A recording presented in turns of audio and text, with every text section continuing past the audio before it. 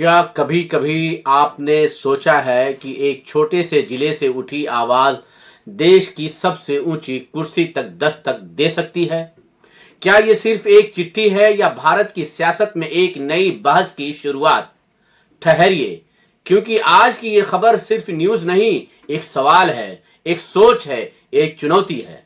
दोस्तों, सियासी अड्डा में आपका खैर मकदम और स्वागत है। मैं हूं आपका दोस्त जिया और आज हम बात करेंगे उस आवाज की जो यूपी के महाराजगंज से उठी और सीधे राष्ट्रपति भवन तक पहुंची।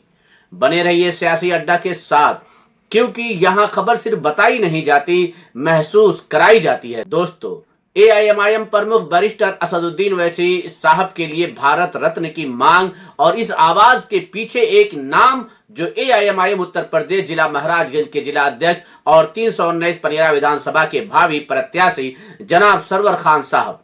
दोस्तों, महाराजगंज में 17 जनवरी 2026 उत्तर प्रदेश के महाराजगंज जिले में आज एक पॉलिटिकल मोमेंट दर्ज हुआ। एआईएमआईएम महाराजगंज इकाई की ओर से जिला अध्यक्ष और 319 पनिया विधानसभा के भावी प्रत्याशी मोहतरम जनाब सरवर खान साहब के नेतृत्व में जिलाधिकारी महाराजगंज के माध्यम से भारत के राष्ट्रपति को एक औपचारिक लेकिन बेहद असरदार याचिका भेजी गई। इस याचिका की मांग साफ है, स्पष्ट है और बहस को जन्म देने वाली है। बैरिस्टर असदुद्दीन ओवैसी साहब को भारत रत्न दिया जाए। ये सिर्फ मांग नहीं, क्यों है जमीर की आवाज। दोस्तों, सियासी अड्डा इस पहल को सिर्फ पॉलिटिकल डिमांड नहीं मानता, बल्कि इसे कॉन्स्टिट्यूशनल कंसाइंस यानी संवैधानिक जमीर की आवाज मानता है। क्यों? क्योंकि ये आवाज किसी एयर कंडीशनड कमरे से नहीं, जमीन से उठी है, जनता के बीच से उठी है और जब आवाज जमीन की होती है तो उसका वजन भी भारी होता है। दोस्तों, आज की राजनीति में बहुत से नेता बोलते हैं लेकिन कम लोग करते हैं। याचिका में साफ लिखा गया है कि ओवैसी साहब की सियासत नारे नहीं नतीजे देती है और ये सिर्फ लाइन नहीं, एक रिकॉर्ड है। दारुसलाम एजुकेशनल ट्रस्ट, जरूर सुनिए इस पॉइंट को ध्यान से। दारुसलाम एजुकेशनल ट्रस्ट यहाँ सिर्फ इमारतें नहीं है, यहाँ फ्यूचर बनता है। इंजीनियरिंग, मेडिकल, फार्मेसी, मैनेजमेंट, हजारों गरीब और अल्पसंख्यक बच्चे यहाँ पढ़कर डॉक्टर, इंजीनियर, प्रोफेशनल बन रहे हैं। दोस्तों, ये सिर्फ तालीम नहीं, पॉवर्टी साइकिल तोड़ने का मॉडल है। ओवैसी हॉस्पिटल अब आते हैं दूसरे सबसे अहम पहलू पर, Owaisi hospital and research centre. यहाँ इलाज पूछा नहीं जाता आपका मजहब क्या है, आपकी जाति क्या है, आपकी हैसियत क्या है। यहाँ पूछा जाता है आपको तकलीफ क्या है।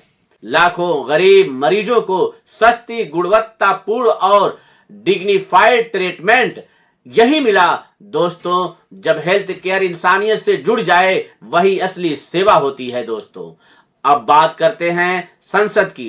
बैरिस्टर असदुद्दीन ओवैसी साहब वो आवाज जो न झुकी, न डरी, न बिकी, कमजोरों के लिए, अल्पसंख्यकों के लिए, संविधान के लिए डट कर खड़ी रही। यही वजह है कि 2014 में उन्हें संसद रत्न पुरस्कार से सम्मानित किया गया।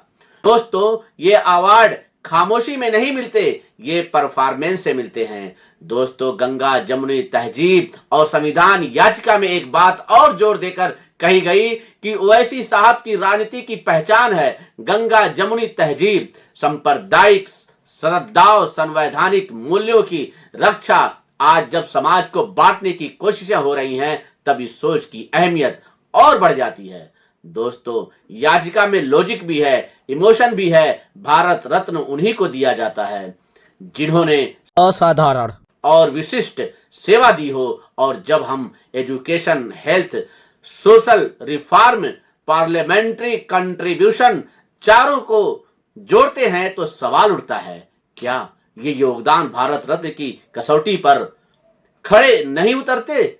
महाराजगंज से उठी आवाज का मतलब सियासी अड्डा मानता है ये आवाज सबसे पहले उत्तर प्रदेश जिला महाराजगंज के जिला अध्यक्ष जनाब सरवर खान साहब ये आवाज उठाई है। लेकिन ये आवाज सिर्फ महाराजगंज की नहीं, सिर्फ एआईएमआईएम की नहीं, ये उन करोड़ों लोगों की आवाज है जिनकी जिंदगी तालीम से बदली, जिनका इलाज मुमकिन हुआ, जिनकी आवाज संसद तक पहुंची, और इस आवाज की शुरुआत की जनाब सरवर खान साहब ने, जो उस वक्त मौजूद रहे जिम्मेदार साथी। इस मौके पर इकबाल अहमद साहब, रूहुल्लाह खान साहब, मुहीउद्दीन सिद्दीकी साहब, सफ़ी अहमद साहब, वसी अहमद साहब, हाफिज अली हसन साहब, अशफाक हुसैन साहब, इंजीनियर इफ्तिखारुल हक साहब, मुबारक अली साहब, सुग्रीव भारती साहब, अफसर अली साहब, मौलाना सलीमुल्लाह खान साहब, मौलाना अली शेर साहब, सलीम अहमद साहब सहित कई जिम्मेदार साथी मौजूद रहे।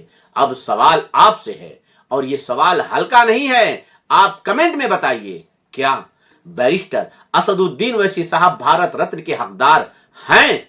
अगर आपको लगता है कि शिक्षा सेवा है, कि इलाज इंसानियत है, कि संविधान सबसे ऊपर है, तो इस वीडियो को लाइक कीजिए, शेयर कीजिए और अपनी राय जरूर लिखिए, क्योंकि सियासत सिर्फ नेताओं से नहीं, आपकी सोच से भी बनती है। दोस्तों, आज की समस्या ये नहीं कि आवाजें नहीं उठ रही, समस्या ये है कि कई आवाजों को सुना नहीं जा रहा। अब क्या करें?